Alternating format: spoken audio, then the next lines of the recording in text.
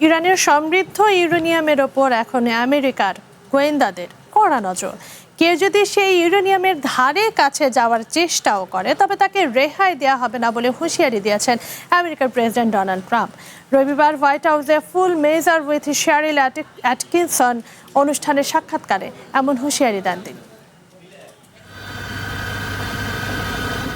ইরানের সমৃদ্ধ ইউরেনিয়াম নিয়ে নিজের কঠোর অবস্থানের কথা আবারও বিশ্ববাসীকে জানিয়ে দিলেন ডোনাল্ড ট্রাম্প। রবিবার হোয়াইট হাউসে ফুল মেজার উইথ শেরিল অ্যাটকিনসন অনুষ্ঠানে দেয়া এক বিশেষ সাক্ষাৎকারে ট্রাম্প বলেন, ইরান যাতে কখনোই পারমাণবিক অস্ত্র তৈরি করতে না পারে সেজন্য সব ধরনের প্রস্তুতি নিয়ে রেখেছে আমেরিকা।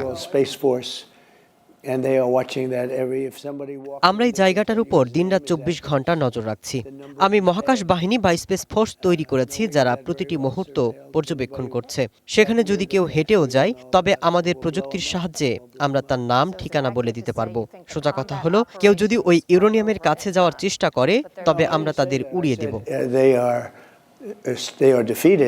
সাক্ষাৎকারে ট্রাম্প আরও দাবি করেন, ইরানের সামরিক শক্তি এখন আগের চেয়ে অনেক দুর্বল।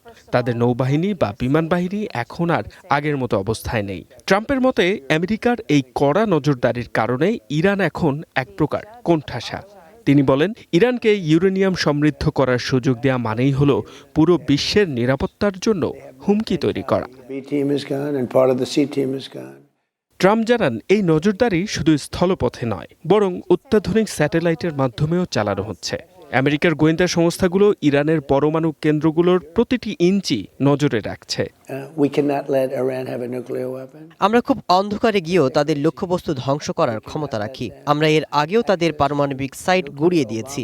আমাদের লক্ষ্য পরিষ্কার, ইরানকে কোনোভাবেই পারমাণবিক শক্তির অপব্যবহার করতে দেওয়া হবে না।